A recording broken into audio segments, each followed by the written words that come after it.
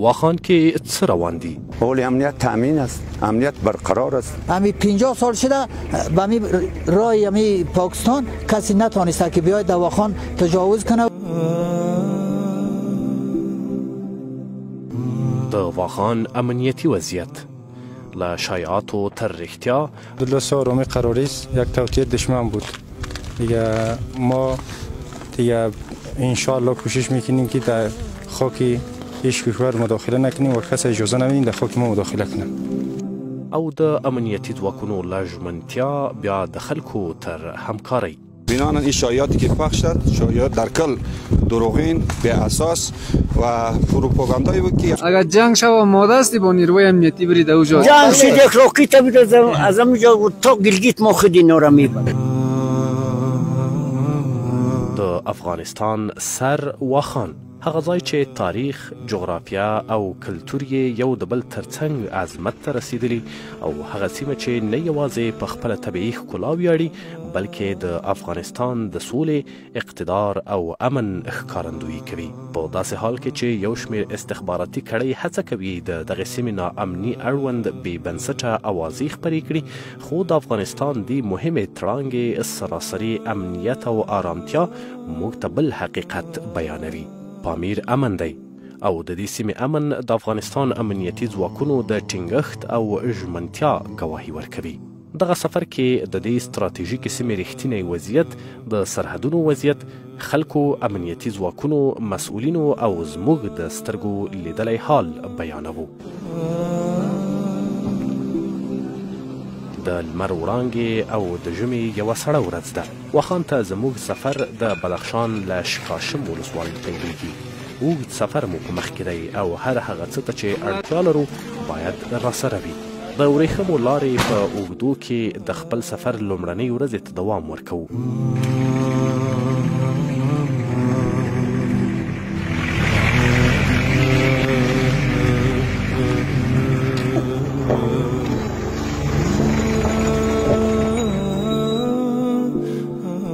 واخان ته د رسیدو لپاره اړ یو چې له دې کنګل او پیچلو لارو تیر شو. هوا ډیره سړه ده او د واخان دنګو غرونو سپینه واورینه جامه اغوستې ده.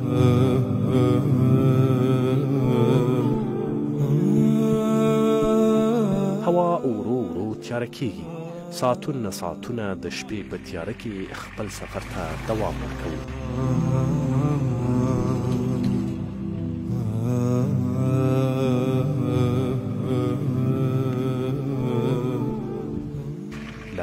ځینې پرلپسې سفر وروسته د شپې 10 بجې د بروغیل سرحد ته رسیږو.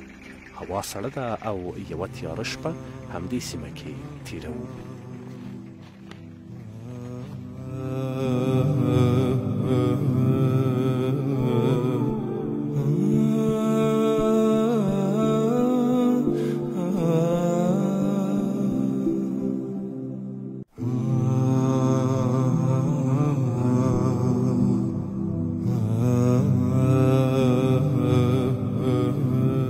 واخان کې روان ژوند د دې سیمې تلپاتې امنیت ثابتوي. هغه خلک چې په هڅو، هیلو او آرامتیا سره خپل ژوند ته دوام ورکوي، شایعاتو ته یو ښکاره پیغام دی چې واخان امن دی او هیڅ ګواښ نشي کولی د دې سیمې امنیت ته خنډ پیدا کړي.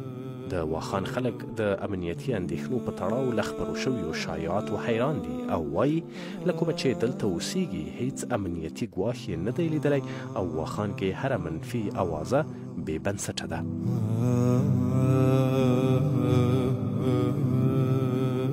خوب هستین؟ بخیر هستین؟ بخیر. شما خوب است؟ بخیر و سلامت باشین. جناب رئیس میشه خدا به بینندای ما اول معرفی کنید؟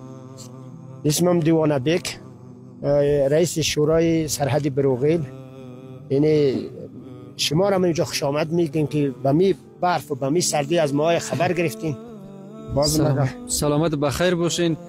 میشه در رابطه با آزی بگوین که در مرکز و در رسانه شایعات بود که وضعیت امنیتی واخان وخیم است. گویا نیروی پاکستان آمده در اوجا مرزا را گرفته، یک بخشی از واخان پاکستانی‌ها تصرف کرده هستند. ما آمدیم از نزدیک احوال شما را، احوال مرز جویا شویم. شما چی نظر دارین به مردم، به کسایی که فکر میکنن واخان سقوط کرده؟ این مکمل دروغ است. این شاید پخش میشن، این از برکت خدا اینجا امنیت است، هیچ مشکلی نیست. و ما تا این وقایتم در هر تاریخ، در هر دور دمی ولسوالی واخان در هیچ دور جنگ نشده است و این مردم قطعی کسی اول خدا مشکلم ندارد. حالی نیروی امنیتی اینجا هستند، ما هیچ مشکلی نداریم. این شاید دروغ هستند، دروغگوی همیشه روی سیاست. بسیار خوب است. بالای نیروی امنیتی چقدر باور دارین؟ بالای مجاهدای امارت اسلامی همکار هستن با شما؟ شما با او همکار هستین در بخش تامینی امنیت؟ 100% حتما دیگه. ما قطعی هر دولتی که هر رئیس جمهوری کشیده ما برش مزدور و غلام بود هستیم، تا حالیم هستیم. حالیم اینا هر چیزی که میخوان ما قطعی شده هستیم، مشکلی نداریم. همکاری میکنین؟ 100% دیگه. بسیار خوب. ایرا بگوین که در سابق یک تعداد از قومای واخانی میگه میرفت طرف پاکستان و یک تعداد از بیادرها مثلا اینجا بوده، یکی در اونجا، یا قومی جا بوده، یکی اونجا. ایرا بگین واقعیت داره به بیننده و شما رفت آمد داشتین خودتون به مرز؟ در دورانی که چیز بود زایشا نیست، در وقتی استاد ربانی که نو رئیس جمهور شد این راه آزاد بودن، به خاطر از این رفت آمد مردم بود. اونا ما موجا قومیت داریم، یک برادر ما نیج هستیم، یکی اوج هستیم. در مرز، در پاکستان، در گیلگیت، در هر جایی که باشه وخی از برادرای ماست، از امی جا هستن. این از امی جا رفته هستن، از امی واخان هستن. دلیل چی بوده که مردم از واخان رفته پاکستان؟ این همی مشکلات ها بوده دیگه. اینجا سرک نبوده، اینجا کلینیک نبوده، اینجا امکانات نبوده است، از روی مشکلات رفته هستن در پاکستان. خودت هیچ رفتی اونجا؟ نیست، ما نرفته هستیم. در دوران ما دیگه ما هم تقریبا 40 سال هستیم دیگه، حالی بند است، هیچ کسی رفتن نمیتونه. یک تعداد از بیادرایی که در اینجا بود رفتن یک؟ خب بعضیا رفته است، بعضیا کلانتر رفته، به مزدوری زیادتر رفته است. در وقت ما نرفته است. سلامت بخیر. تشکر سید، شما تشکر. کاکا جون چی حال دارین؟ صحتتون خوب است؟ بخیر سلامت باش. قربانتان. نامتان؟ نام قچبیک. قچبیک. خب سلامت بخیر باش. کاکا میگه واخان پاکستانیا گرفته، این راست است؟ تبلیغ دروغ هر کس میکند. ای از گفتن تا بکردن. بله. پاکستان جنگ شد جا رمانکل فرار شد از پامید 400 دستکر آورد جا ورا نموندن، حالی ایجا جنگ میکنن. ما با مو دولتم بسته بودم، با امارات هنوز بسته زیادتر هستم. این گپا صاف دروغ، هیچ مشکلی جا نیست. به مردمایی که فکر میکنه آدمی گپا راست است چی پیام داری؟ پیامش دیگه چی؟ وقت از پاکستان که میرفتن اینجا گشنگی بود، از پایان چیزی نمیرفتن. از چترار ما خود چای می آوردم، برنج می آوردم، شگاو یا مال می فروختم. مال از برکت خدا اینجا پیدا میشه کلیچی از تجارا. یعنی خودت از امی واخان افغانستان رفتی به واخان پاکستان، اونجا چند بار رفتی؟ و وقتی دولت ما بعد از جمهوریت 2 دفعه رفتم پشت سودا. چی رقم است وضعیت مردم پاکستان و اونجا حکومتش؟ منم سطح سرادات از امیجا است و خی است، از دیگلامون است، از سرات است، از هر جا است و خی است. این بیگانه مردم قیش نیستن، اونا قیما هم دست هستن، نمیمونن به اینجا جنگ و اینجا. شما نسبت به حکومت پاکستان چی رقم بینش دارین؟ چی فکر میکنین می حکومت پاکستان چی رقم حکومت است؟ خیرش نکس از وقتم چیزی نبود، حالی همو گپ هست. بازم اگر کدام نفری مخالف پیدا شد ما امارات خبر نمیشه، ما او را خبر میکنیم. هیچ مشکلی جا نیست. اگر جنگ شد و ماده هستی با نیروی امنیتی برید اوجا؟ جنگ شد یک راکیت بید از همینجا تا گلگیت ما خود اینا را میبریم از اون طرف. خیلی سلامت باش کاکا، خوش شدیم دیدیمتان. خوش شدیم. قربانتان، بخیر باشین. کاکا جان سلام به شما، صحتتان خوب است؟ بخیر و سلامت باشین. اول نامتان بگین، باشنده کجاستین؟ ما باشنده قریه راچو از همین منطقه است، بیجا آمده هستیم، به خاطر همینجا توی داریم، همین آمده هستیم. حالی همین خوش شدیم که شما را دیدیم و به شما یعنی همین حالی ما مردم خبر شدیم که ما خبرگیری آمدیم همینجا دیگه. یعنی توی آمدین؟ نه توی آمدیم، حالی همینجا آمدیم که ما میبینیم که برای ما چی میکنن، چی پرسان میکنن. قصه توی تونه پسانتر اول مسئله مرزا رو البته خبر شدین میگه وضعیت مرزا پیشترم گفتم به استادا که مرزا که است، حالی همین افغانستان فعلا چیز دیگه دشمن زیاد دارد، چی ای داخل و چی ای خارج. همین شاهد میکند که همین مرال نظام ضعیف شود که ما افغانستان را گرفتیم. افغانستان در 50 سال پاکستانی نظامیش از همون مرزی طرف پاش نپرتافته. ای برکت خدا و ای برکت مردم ما با مخالف هیچ وقت سر کار ندارد، هیچ وقت. اگر خدا ناخواسته که واقع شود این نظام اینجا استاد است، اینا برادران هستند، دوستان ما هستند. این همینجا ما اینا را آگاه میتیم که برادرها پاکستانی آمیت هستند، همون پاکستانی قوم ما هست، همون طرف کی است تا خیلی جا مردم واخان است. اونا هر کاری که میشد دفعتا اینجا اول میتن که خدا دولت ما خبر کنید که اینجا کدام مشکل میشد، شما کدام بلا نشود. باز ما این نیروی داریم، فضل خدا جوانای جا هستند، باز جوانای ما در پلوشان ایستاد هستند، کدام مشکلی ندارن. مشکلات ما این همه است که مرز دروغ است 100%. دیگه مشکلات همین واخان خود میبینی، زراعتی اینجا ندارد. این زندگی و این حسابی که کلینیک گفتی کاکامانو کلینیک داریم دوا ندارد، وعده میکنن عمل نیست.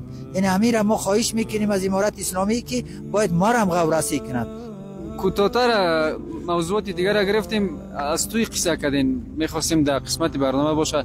تو اینجا چی رقم است؟ میگه بسیار گزاف است. خیلی اینجا ما مردم نظر به ما اقتصاد خود، ما مردم به حساب پیسه و به حساب این چیزا ما سر کار نداریم. ما همه چیز انانات وطن ما که حسابی جنس به جنس است. ما مردم قومیتی هم دیگر داریم، بیگانه در بین ما نیست که ما مثل 2 لگ 3 لگ و چیزا را ما. زن گرفتی خودت؟ زن ما وقت فوت کرده بود، ما حالی شکر بشه داریم. چقدر مصرف کردی؟ او مصرف ما که در دوران داوود بود با گمان کدام وقت که بود، وقت برنج دیگه پیدا نمیشد، نمک پیدا نمیشد، یگان 2 مال میکشت و توی میکرد میرفت مقصد. ولی اگه کسی بخواد زن بگیره چقدر مال مصرف میکنه؟ ولی 2 مال مصرف میکنه و یک 40-50 سر برنج و همون قدر و یک 200 متر تیکه. خیلی میل نداری کدام زنی دیگه؟ نه ولی دیگه اگه زن مال میگه تا حالی پیر شده البته با کار نیست، او میگریزه خود به خود پیش ما. زن جوان استی؟ نه جوان نیستی، ولی سید ما در 60 است.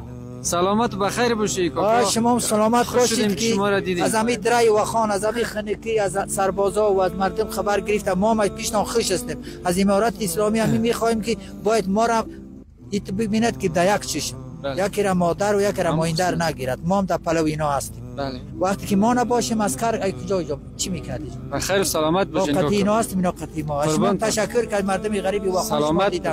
تشکر زیاد. بینندگان گرامی، قسمی که دیدین بزرگا و باشندای ولسوالی واخان ولایت بدخشان بودند که در رابطه با وضعیت امنیتی و همچنان چالش‌هایشان با ما گفتگویی داشتند و اینا گفتن نباید گذاشت که مردم ولسوالی واخان از امنیت اینجا کاملا راضی هستند، همچنان یک رابطه نزدیک با نیروهای امنیتی دارند، همکاری متقابل دارند و قسمی که شایعات در بیرون است و در رسانه است از نزدیک ما می‌بینیم. مردمی محل اینجا وضعیت کاملا آرام است، برخلاف شایعات. شما خودتان چشم دیدتان از محل و مردم دیدیم که هیچ مشکلی امنیتی تا حال در واخان رخ نداده و مردم متعهد هستند که با نیروهای امنیتیشان همکار هستند و بالای نیروهای امنیتی هم اطمینان دارند که از تمامیت ارضی در واخان دفاع میکنند.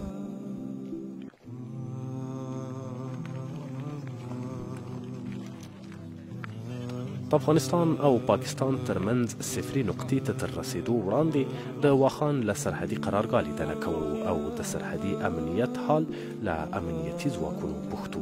د افغانستان امنیتي ځواکونه د خپل دوامداره شتون او بې پایه ژمنتیا په لرلو سره دا سیمه امن ساتلې او د واخان هره څنډه کې د خپلې خاورې دفاع ته چمتو دي.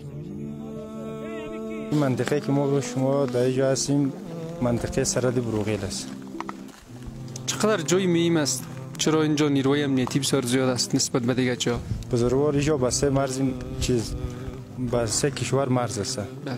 تاجیکستان، دیگه چین، پاکستان. در هفته‌های قبل یا چند پیش برخی شایعات در رسانه‌ها پخش شد که گویا واخان هم نزد دهلیز یا منطقه استراتژیک افغانستان. فعلا وضعیت از چه قرار است؟ شما خودتان با بیننده همین موضوع را شریک بسازید. نه الحمدلله سارومی قراری است، یک توطئه دشمن بود دیگه. ما دیگه انشالله کوشش میکنیم که در خاک هیچ کشور مداخله نکنیم و کسی اجازه نمیدیم در خاک ما مداخله کنه. سلامت بخیر باشین. تعهد شما با مردم افغانستان و با باشندگان ولایت بدخشان در بخش تامین امنیتی مرزها چی است؟ نه الحمدلله ما دیگه در مرزی طرف پامیر دیگه نیروهای مسلح ما در اوجا جا بجاست. در اینجا الحمدلله دیگه ما نیروهای چیزی ما مجهز هستند. از نگاه تجهیزات چگونه است اینجا احاطه با تای نیروی امنیتیمان سلاح و مهماتشان چقدر امکانات اینجا است؟ امارت اسلامی با ویژه وزارت دفاع یا نهادهای امنیتی که در است هستند چقدر توجه بالای واخوان دارند؟ نیروی امنیتیمان مجهز هستند؟ بله نیروهای امنیتی سرحدی ما شما مجهز هستند.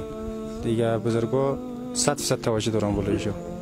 وضعیت امنیتی در سرحدات پاکستان کاملا اطمینان است. دیگه یک سلسله شایعاتی که از طرف پاکستان در شبکه‌های مجازی و اجتماعی پخش شده دیگه این را ما جدا رد میکنیم. همچنین موقعیتی در سرحدات ولسوالی‌های واخان در مرزهای پاکستان همچنین موقعیت‌های وجود نداره و اما تا آخرین قطرات خون خود از تمامیت ارضی نومیس ملی و حرم خصوصی افغانستان دفاع میکنیم. ما سالهای زیادی در کوه‌ها و دره‌ها در هوای سرد دیگه به خاطر مقدسات اسلامی و این خاک افغانستان ما مبارزه کردیم. دیگه کشور ابرقدرتی که به نام امریکاست با ضربات دندانشکنی از این خاک راندیمشان. دیگه فعلا با تمام تجهیزات مکمل انشالله الرحمن در مقابل هر نوع متجاوز و کشورهای ابرقدرت ما مبارزه میکنیم.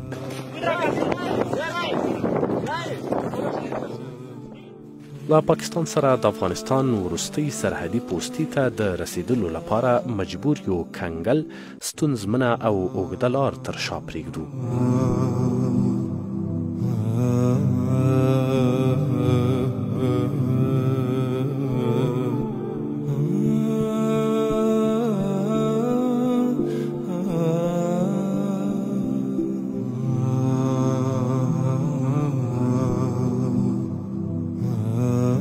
دا دره د بدخشان واخان ولسوالۍ له سړو او ستونزمنو لارو ده. دنګ غرونه یې په ژمي له واورو پوښل شوي خو د توپاني بادونو شدت یې حتی د غرونو واورې له ځان سره وړي او د دې دنګو څوکو سپینوالی یې کم کړی. خو له دې ټولو سړو سختو او خنډونو سره سره د واخان خلک لا د دې غرونو په لمنو کې اوسیږي او په مالدارۍ بوخت دي. دا د واخان یلاق میشتو وروستۍ کوډله ده. هغه کسان چې دلته د څارویو په ساتنه بوخت دي د واخان له نه زغمېدونکو سړو سره عادي شوي او میاشتې میاشتې په سړه هوا او واورو کې ژوند تیروي. دوی وایي هیڅکله یې په سرحدي سیمو کې ناامني نه ده لیدلې او هغه شایعات چې د دې ستراتیژیکې سیمې امنیت له خنډ سره مخ کوي یوازې دروغ دي.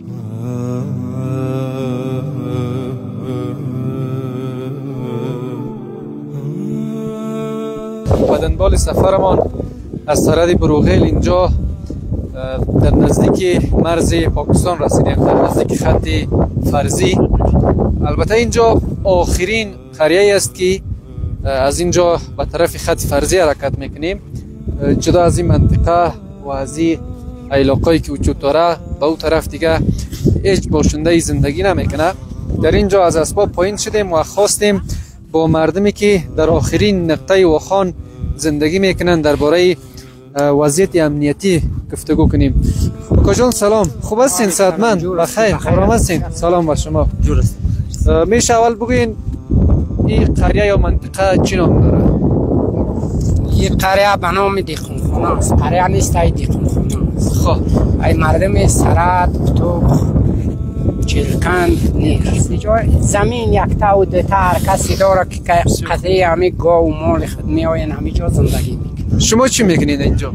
ما اینجا چوپان هستیم، قای گاو و مال. بسیار خوب. در فیض آباد، در کابل، در کل در افغانستان و برخی از رسانه‌های خارجی یک مقدار یا یک شمار شایعاتی بود که گویا واخان تامین امنیتش اخلال شده، پاکستانی آمده در اینجا وضعیت امنیتی وخیم شده و واخان پاکستان گرفته اشغال کرده. شما در اینجا هستین، وضعیت چی رقم است؟ به مردم با رسانه چی پیام دارین؟ همی واقعیت است یا شایعه است، دروغ است، چی است؟ نه سبی شایعه است. حالی همینجا که ما هستیم فضل خدا یه جانی همی امنیت تامین است. این فضل خدا اسکرهای امارات همینجا هستن. ما که اینجا هستیم همین روز نی که پیش از این کدام نیروی خارجی اینجا در خاک ما نیامده. این حالیم که گفت اصلا یک تبلیغ است. و نیروهای امنیتی و سربازا و مجاهدای امارت اسلامی چقدر باورمند هستین که از خاک محافظت کردن میتونه؟ چقدر اعتماد دارین بالایشان؟ رابطهشان برخوردشان با مردم و با شما چی رقم است؟ خیلی مدت 3 سال 4 سال است ما قای امینا هستیم. اینا با ما خدمت میکنن، به خاک ما، به مرزا را امنیت میکنن. دیگه ما از اینا بسیار خوش هستیم. سرانجام پس از 8 ساعت و با استفاده از پا از منطقه سرحدی بروغیل اینجا در منطقه دیقانخانه رسیدیم. اینجا آخرین منطقه است که از اینجا او طرف البته هیچ کسی زندگی نمیکند و اسپار به دلیل که برف بسیار زیاد است در مسیری را و همچنان را بسیار زیاد یخبندان است در اینجا گذاشتیم و ناگزیریم که از اینجا تا سرحد و نقطه مشترک میان افغانستان و پاکستان پای پیاده برویم.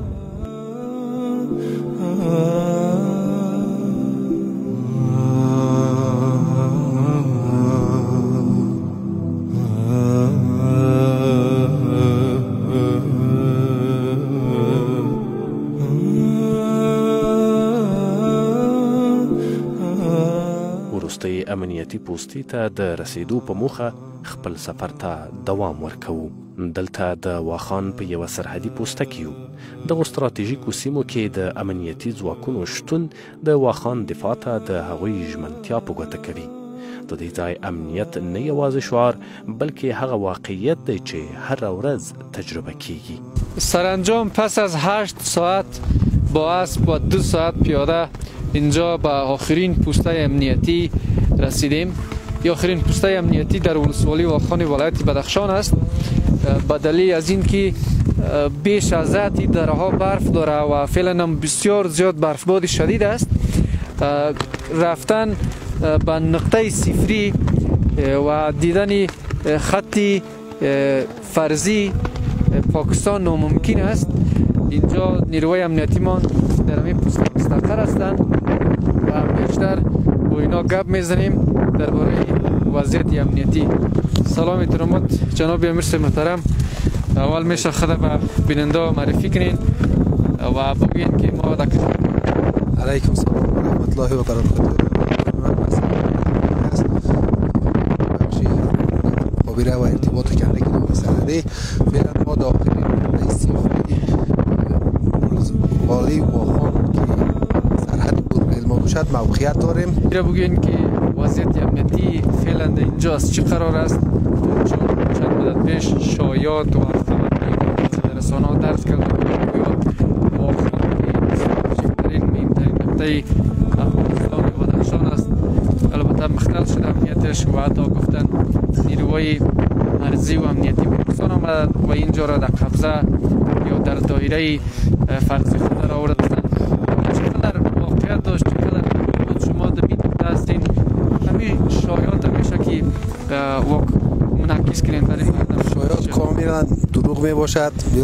ایران پاکستانی یک شایعات را پرداخت که ما در سرحد بروغیل مثلا موقعیت گرفتیم و تجاوز کردیم. نیروهای امنیتی ما با سلاح‌های سنگین در مرز موقعیت دارند و دفاع از تمامیت مرزی کشور در حال اجرای وظیفه می باشند.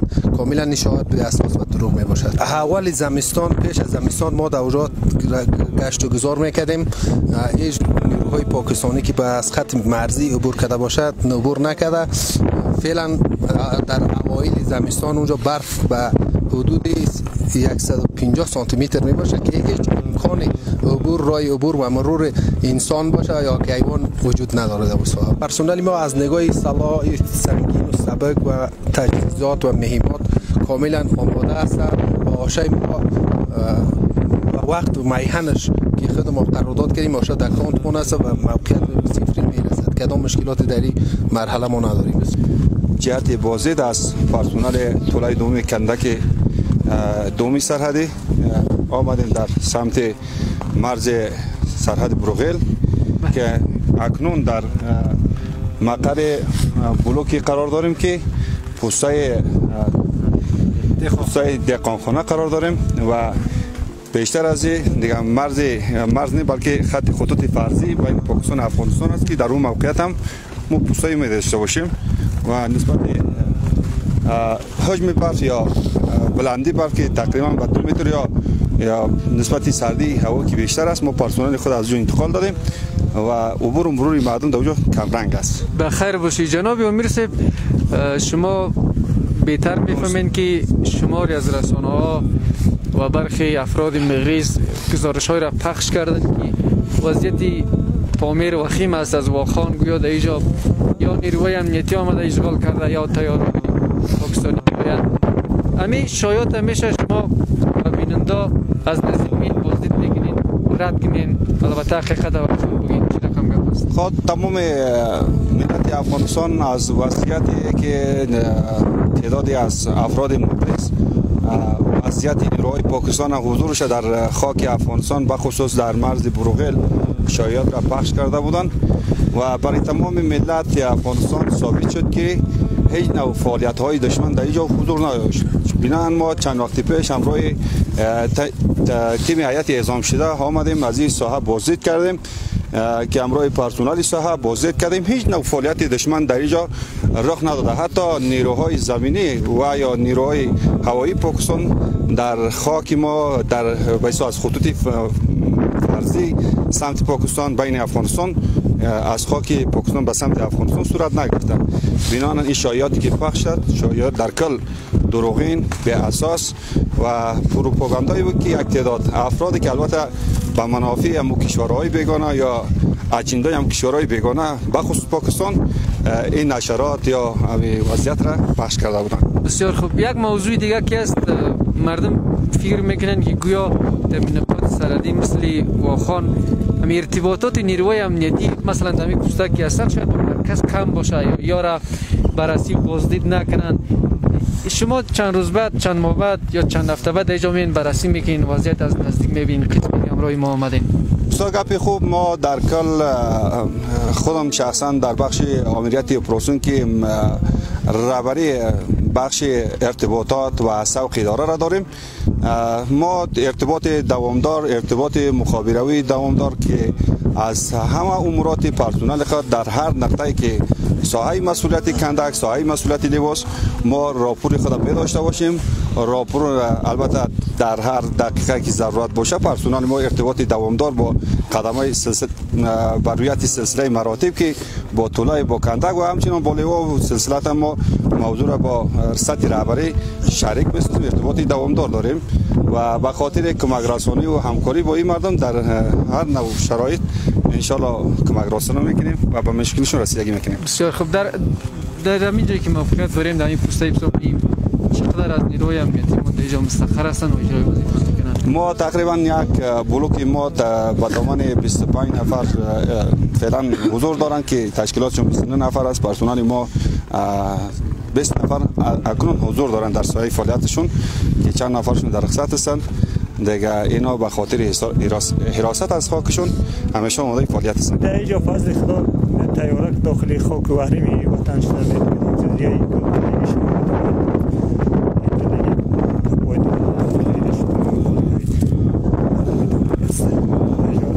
تیاره میآید نکنم دیگه. وقتی که ما آمدیم در مرز بودیم کدام آسیبی به ما نرسید و ندیدیم بود فعلا هم بودیم. یعنی شما تا بال شاهد نبودین کدام تیاره یا کدام نیروی پاکستانی یا هر کسی از اینجا آمده باشد؟ نیست، ما تا بال نبودیم. همه توتیه دانی مردم های میشنویم که یا میگن که این توتیه این رقم سهولت هم بخاطر رسیدگی میکنه وقتی خواهم دیگه کدام مشکلات آدم هستیم. اگر فرضاً کدام مشکلی امنیتی پیش بیاید جدا از این شایعات کدام وضعیتی وخیم شود آماده هستی دفاع کنی از خاک وطن؟ چی پیام متعهد داری به مردم؟ ما در اینجا که اومدیم به خاطر خاک دفاع وطن و خاک و دیگه تایی که در این منطقه زنده هستیم و خاک خون مانده خاک میریزه، ما دفاع میکنیم برای خاک، دفاع میکنیم، آماده هر نوع چیزی دشمن هستیم.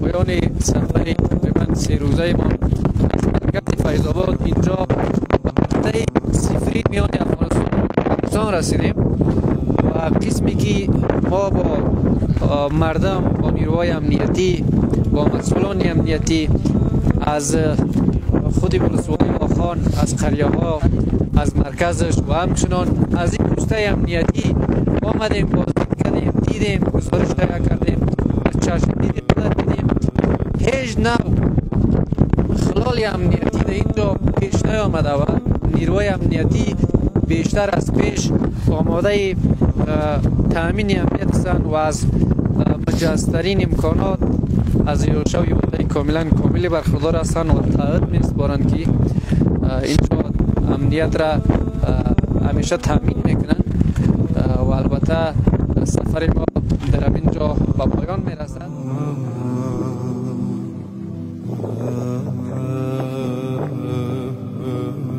واخان د افغانستان امنیت، ثبات او اقتدار ښکارندوی، هغه ځای چې زوړ تاریخ یې له فرهنګي میراثونو سره تړل شوی او نن د خلکو یووالي او امنیتي ځواکونو بې وقفې هڅو له امله د ارامتیا او ثبات په بیلګه بدل شوی. د خلکو سرتیرو او امنیتي مسؤلینو لیدلوری د دې سیمې سراسري امنیت ته اشاره کوي او د امنیت ضد بې بنسټه خبرونو او شایعاتو ته د پای ټکی ږدي. پامیر د امنیت لوړه څوکه، د اقتدار ښکارندوی او د افغانستان ستراتیژیک زړه.